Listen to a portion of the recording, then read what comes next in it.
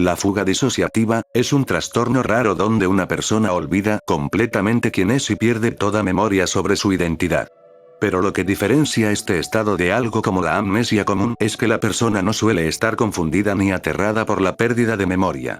En cambio, permanece consciente de su entorno y muchas veces viaja a lugares lejanos, casi como si estuviera buscando algo. En algunos casos, el paciente incluso crea una nueva vida completamente funcional bajo otro nombre. Y esa es probablemente la parte más perturbadora de este trastorno. Es como si la personalidad original desapareciera y otra tomara el control del cuerpo. Estas segundas vidas pueden parecer tan normales que nadie sospecharía que la persona sufre un trastorno psicológico extremo. Mientras tanto, para sus seres queridos, esa persona simplemente desapareció. Aunque todavía no se entiende por completo cómo ocurre este fenómeno, se sabe que tiene relación con la amnesia y el trastorno de identidad disociativo, antes conocido como personalidad múltiple. Las causas pueden variar desde traumas físicos o psicológicos severos hasta el uso de sustancias o incluso algunos casos de demencia. Por suerte, no existen registros de personas que hayan quedado permanentemente atrapadas en un estado de fuga disociativa. Todos terminan recuperando la conciencia de quiénes son, aunque muchas veces despiertan en lugares desconocidos sin idea de cómo llegaron ahí. Y uno de los casos más impactantes fue el de Jeffrey Allen Ingram. El 10 de septiembre de 2006, Jeff despertó en una acera en Denver, Colorado. Pero el verdadero horror no era estar tirado en las calles, sino que no tenía idea de quién era. No reconocía edificios, calles ni absolutamente nada. Revisó desesperadamente sus bolsillos buscando una identificación, pero solo encontró $8 en efectivo. Intentó pedir ayuda a las personas alrededor, pero muchos pensaron que estaba drogado o sufriendo algún episodio psicótico. Sin otra opción, comenzó a caminar buscando un hospital. Caminó durante 8 horas seguidas hasta encontrar uno. Pero incluso ahí surgió otro problema. Cuando le preguntaron su nombre, no sabía qué responder. Los médicos intentaron de todo durante semanas. Terapia, medicamentos y evaluaciones psicológicas.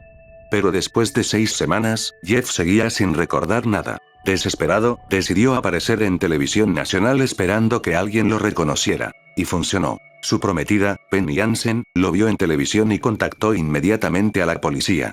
Gracias a ella descubrieron que Jeff era un hombre de 40 años de Olympia, Washington. Días antes de desaparecer, había viajado a Canadá para visitar a un amigo que estaba muriendo de cáncer. El estrés emocional probablemente detonó el episodio. Pero lo más extraño fue que no era la primera vez que le ocurría. Años antes ya había desaparecido durante 9 meses completos debido al mismo trastorno. Después de recuperarse, Jeff tomó medidas extremas para evitar perderse otra vez. Mandó a poner información de identidad en su cuerpo y comenzó a usar dispositivos GPS. Sin embargo, lo más inquietante fue que durante su episodio recordaba una vida que jamás existió. Aseguraba haber tenido una esposa y 2 hijos que perdieron la vida en un accidente automovilístico. Pero según su prometida, Jeff nunca tuvo hijos. Y hasta hoy nadie sabe por qué su mente creó recuerdos tan traumáticos y detallados de una vida falsa.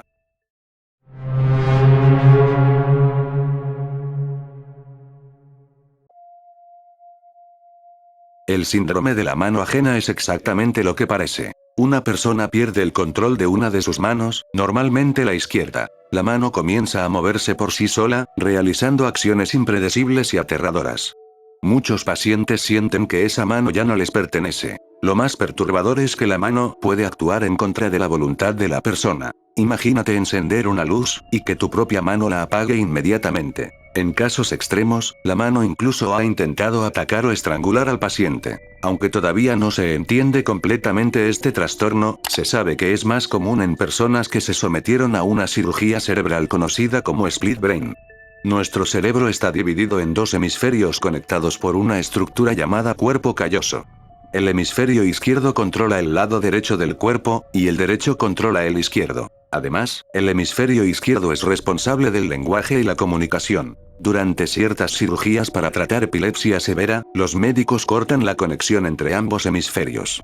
Y según una teoría, esto deja al hemisferio derecho consciente pero incapaz de comunicarse verbalmente. Como no puede hablar, expresa sus intenciones moviendo la mano que controla. Uno de los casos más conocidos fue el de Karen Birne. Karen se sometió a esta cirugía a los 27 años para tratar su epilepsia. La operación funcionó, hasta que su mano izquierda comenzó a actuar sola. Durante una consulta médica, su doctor notó que la mano estaba desabotonando su camisa sin que ella se diera cuenta. Karen intentaba volver a abotonarla con la otra mano, pero apenas dejaba de hacerlo, la mano izquierda volvía a desabotonarla. Con el tiempo, el problema empeoró. Encendía cigarrillos y su mano izquierda los apagaba. Sacaba objetos de su bolso y los tiraba sin que ella lo notara. Incluso llegó a atacarla físicamente de manera inesperada. Y aunque suene como algo sacado de una película de terror, este síndrome es completamente real.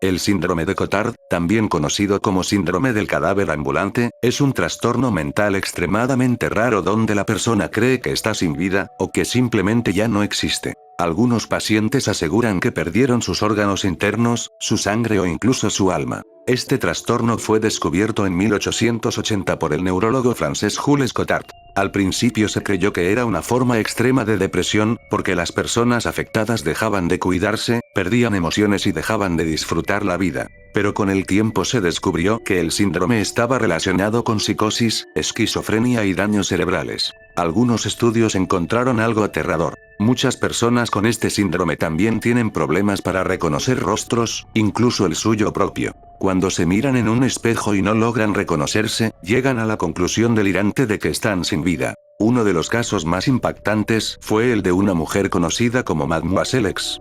Ella afirmaba no tener cerebro, nervios ni órganos internos. Decía que solo era piel y huesos de un cuerpo en descomposición.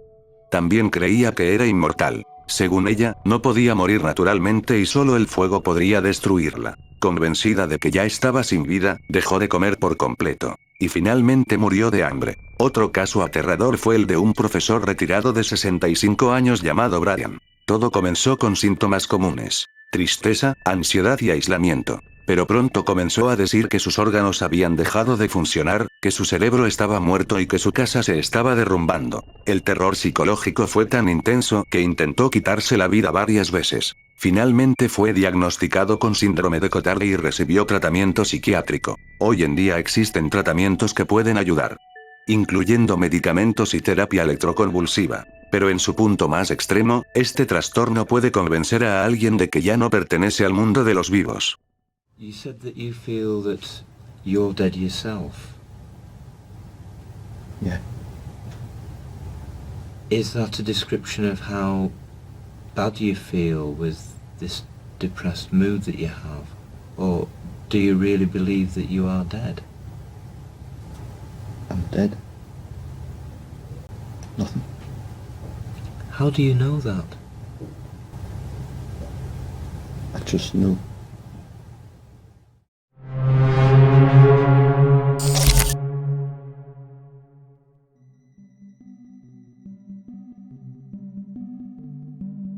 El síndrome de Ekbom, también conocido como parasitosis delirante, es un trastorno donde la persona está completamente convencida de que su cuerpo está infestado por insectos o parásitos. Los pacientes sienten que criaturas se arrastran bajo su piel. Pueden creer que tienen gusanos, ácaros, bacterias o incluso pequeños animales viviendo dentro de ellos. Y aunque no exista evidencia real, la sensación psicológica es tan intensa que muchos terminan dañándose a sí mismos intentando eliminar los supuestos parásitos. Algunos usan químicos tóxicos o pesticidas directamente sobre su piel. Uno de los casos más conocidos ocurrió en Colombia en 2017. Una mujer de 53 años llevaba 5 años convencida de que estaba infestada por parásitos. Sufría depresión, picazón constante y alucinaciones visuales. Incluso llevaba muestras a los médicos asegurando que eran los organismos que vivían en su cuerpo. Pero los análisis revelaron algo perturbador. Las muestras no eran más que pedazos de piel seca arrancados por ella misma. Los doctores intentaron explicarle que sufría un trastorno mental y recomendaron tratamiento psiquiátrico. Pero ella estaba tan convencida de que los parásitos eran reales, que abandonó toda ayuda médica. Y esa es la parte más cruel de este síndrome. Para quienes lo padecen, la amenaza se siente completamente real.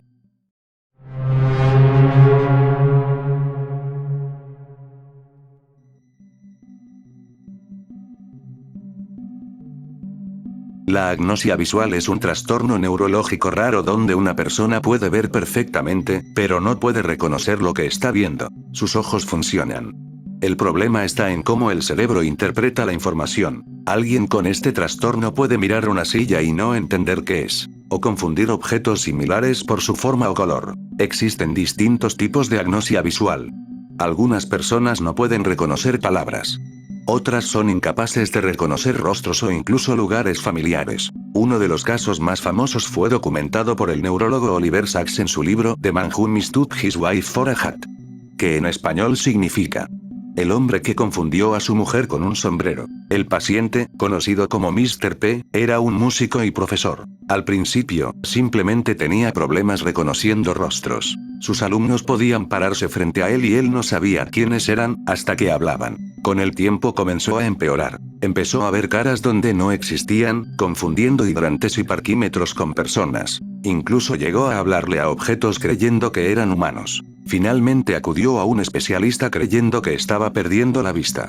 Pero el problema no estaba en sus ojos. Durante una evaluación, podía describir colores, formas y detalles pequeños, pero era incapaz de entender una escena completa. Y entonces ocurrió el momento que hizo famoso el caso. Cuando terminó la consulta, el hombre intentó agarrar la cabeza de su esposa, para ponérsela como si fuera un sombrero. Literalmente había confundido a su propia esposa con un objeto.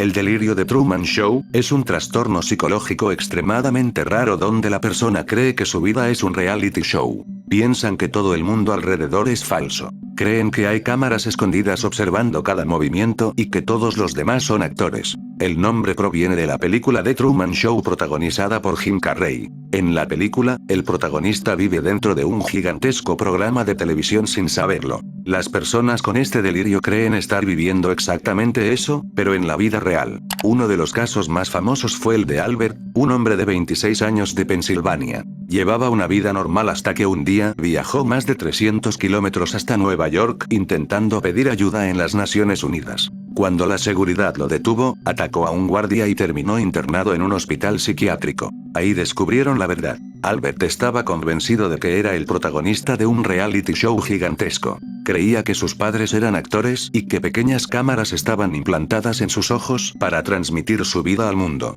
Incluso llegó a pensar que eventos reales como el 11 de septiembre habían sido simples giros de trama creados para aumentar el rating de su programa. Según él, viajar a Nueva York era su intento de escapar del show. Y aunque suene imposible, desde entonces se han documentado cientos de casos similares. Lo más inquietante es que, en un mundo lleno de cámaras, vigilancia y redes sociales, este tipo de delirios podrían volverse cada vez más comunes.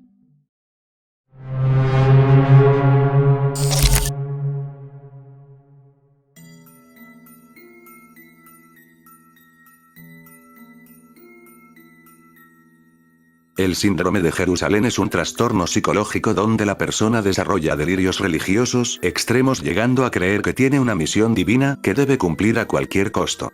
Algunos comienzan a creer que son profetas, figuras bíblicas o mensajeros enviados por Dios. En muchos casos, los afectados entran en estados de paranoia, obsesión espiritual y desconexión total de la realidad, convencidos de que tienen una misión sagrada que deben cumplir sin importar las consecuencias. Uno de los casos más conocidos fue el de Dennis Michael Rohan, un turista australiano que viajó a Jerusalén en 1969 y terminó protagonizando uno de los incidentes más graves relacionados con este trastorno. Rohan comenzó a obsesionarse con ideas religiosas apocalípticas y llegó a convencerse de que Dios le había ordenado preparar la llegada del fin de los tiempos. Según sus propios delirios, debía destruir parte de la mezquita de Al-Aqsa para acelerar la reconstrucción del supuesto templo bíblico y cumplir una profecía divina. El 21 de agosto de 1969, Dennis Michael Rohan ingresó al recinto religioso y provocó un incendio que dañó gravemente una de las estructuras más importantes y sagradas del lugar. El ataque generó tensión internacional inmediata y provocó indignación en gran parte del mundo islámico. Cuando fue arrestado, Rohan aseguró que actuó porque Dios se lo había ordenado directamente. Después de ser evaluado por psiquiatras, las autoridades concluyeron que sufría un grave episodio psicótico relacionado con delirios religiosos y fue declarado mentalmente incompetente para ser juzgado de manera convencional.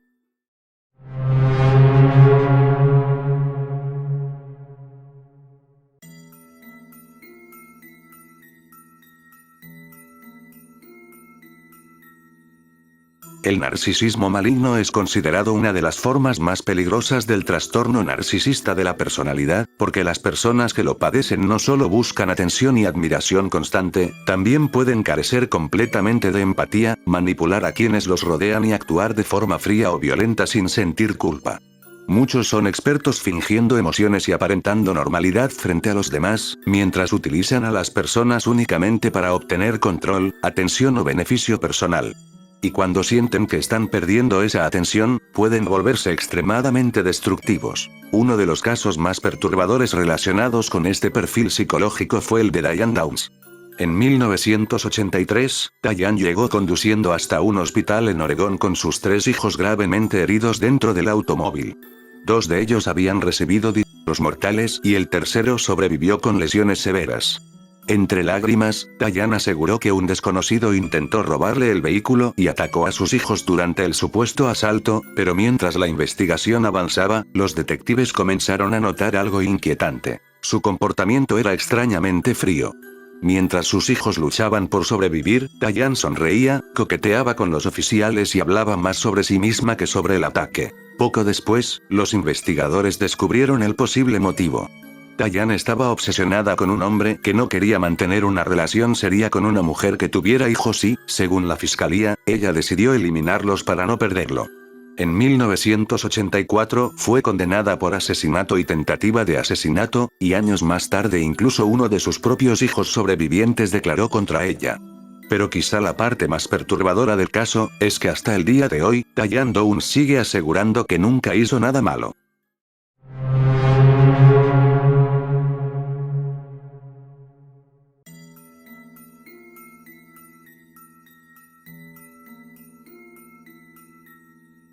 El síndrome de Fregoli lleva la paranoia a un nivel de persecución asfixiante.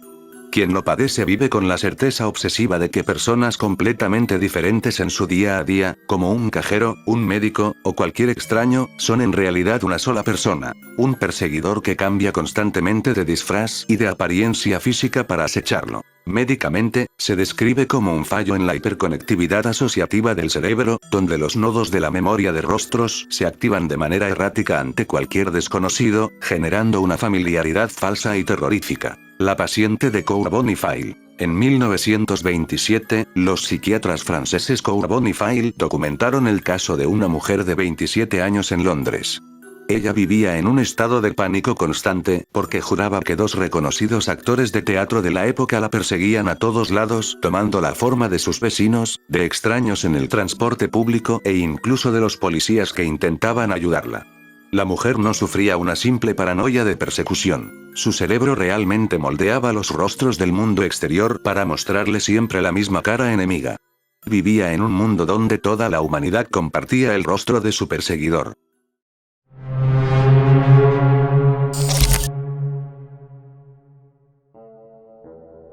El síndrome de Diógenes es un trastorno asociado al aislamiento extremo, la acumulación compulsiva y el abandono total de la higiene personal y del entorno. Las personas que lo padecen suelen vivir rodeadas de basura, objetos inútiles y condiciones insalubres, pero aún así sienten una necesidad obsesiva de conservar todo lo que acumulan. En muchos casos, dejan de confiar en los demás, se aíslan completamente del mundo y rechazan cualquier tipo de ayuda, incluso cuando su vida ya corre peligro. Uno de los casos más famosos relacionados con este trastorno fue el de los hermanos Homer Collier y Langley Collier en Nueva York durante los años 40. Ambos vivían encerrados dentro de una enorme mansión completamente invadida por montañas de basura, muebles rotos, periódicos viejos, cajas, instrumentos dañados y toneladas de objetos acumulados durante décadas. Los vecinos aseguraban que casi nunca salían y que la casa desprendía olores insoportables, pero los hermanos se negaban a recibir ayuda y desconfiaban de cualquiera que intentara acercarse. Con el paso del tiempo, Langley comenzó a llenar la vivienda con trampas improvisadas para protegerse de supuestos intrusos, creando un verdadero laberinto mortal dentro de la casa. En 1947, la policía recibió reportes de un fuerte olor proveniente del lugar y al entrar descubrieron algo perturbador. Homer había perdido la vida de hambre y enfermedad entre la basura acumulada. Días después encontraron el cuerpo de Langley enterrado bajo una de las trampas que él mismo había construido.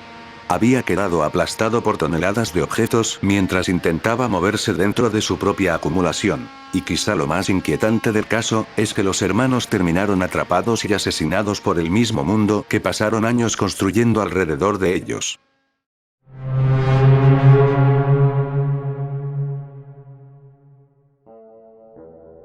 La pica es un trastorno alimenticio extremadamente extraño donde la persona siente una necesidad compulsiva de consumir objetos que no son comida. Algunos pacientes comen tierra, papel, vidrio, pintura o metal, incluso sabiendo que puede destruir su cuerpo. En muchos casos, el trastorno está relacionado con alteraciones psicológicas o neurológicas, y puede llegar a ser tan severo que la persona pierde completamente el control sobre el impulso de ingerir cosas peligrosas. Uno de los casos más conocidos fue el de Michel Lotito, un hombre francés conocido mundialmente por consumir objetos imposibles. Desde joven comenzó a ingerir pequeñas piezas de metal y vidrio, pero con el paso de los años su comportamiento se volvió cada vez más extremo. Mitchell podía comer bicicletas, televisores, carritos de supermercado e incluso partes completas de un avión trituradas en pequeños fragmentos. Los médicos quedaron impactados al descubrir que su estómago tenía un revestimiento inusualmente grueso, lo que le permitía soportar materiales que normalmente perforarían o terminarían con la vida de cualquier otra persona. Aún así, consumir metal, vidrio y químicos constantemente representaba un peligro enorme para su organismo, pero Mitchell continuó haciéndolo durante décadas frente a públicos de todo el mundo. Con el tiempo se convirtió en una celebridad conocida como Monsieur Manctou, que literalmente significa Señor cómetelo todo. Y quizá la parte más perturbadora del caso, es que mientras la mayoría de personas sentían horror al verlo tragar objetos imposibles, para Michel Lotito aquello se había convertido en algo completamente normal.